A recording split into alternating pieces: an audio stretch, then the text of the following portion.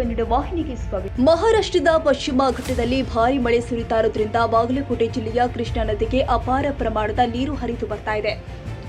ಬಾಗಲಕೋಟೆ ಜಿಲ್ಲೆಯ ಹಿಪ್ಪರಗಿ ಜಲಾಶಯಕ್ಕೆ ಒಳ ಹರಿವಿನ ಪ್ರಮಾಣ ಹೆಚ್ಚಾಗಿದೆ.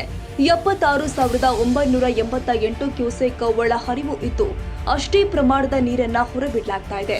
ಹಿಪ್ಪರಗಿ ಜಲಾಶಯದ ಮೂಲಕ ಕೃಷ್ಣಾ ನದಿ ನೀರು ಶ್ರಮಬಿಂದು ಸಾಗರದ ತಲುಪಿ ಅಲ್ಲಿಂದ ಆಲಮಟ್ಟಿ ಜಲಾಶಯವನ್ನ ತಲುಪ್ತಾ ಇದೆ. ಸದ್ಯ ಆಲಮಟ್ಟಿ ಜಲಾಶಯದಲ್ಲಿ 87 ಟಿಎಂಸಿ ನೀರು ಸಂಗ್ರಹವಾಗಿದೆ. ಮುಂಗಾರು ಹಂಗಾಮಿನ ಬೆಳೆಗಳಿಗಾಗಿ ಕೃಷ್ಣೆಯ ನೀರನ್ನ ಕಾಲುವೆಗಳಿಗೂ ಕೂಡ ನೀರು ಹರಿಸಲು ನೀರಾವರಿ ಸಲಹಾ ಸಮಿತಿ ಕೃಷ್ಣಾ ಜಲಭಾಗ್ಯ ನಿಗಮದ ಅಧಿಕಾರಿಗಳಿಗೆ ಸೂಚಿಸಿದ್ದಾರೆ. ನೀರಾವರಿ ಸಲಹಾ ಸಮಿತಿಯ ಅಧ್ಯಕ್ಷರು ಆಗಿರುವ ಬಾಗಲಕೋಟೆ ಜಿಲ್ಲಾ ಉಸ್ತುವಾರಿ ಸಚಿವ ಆರ್.ಬಿ. ತಿಮ್ಮಾಪುರ್ ಅಧಿಕಾರಿಗಳಿಗೆ ಸೂಚಿಸಿದ್ದಾರೆ.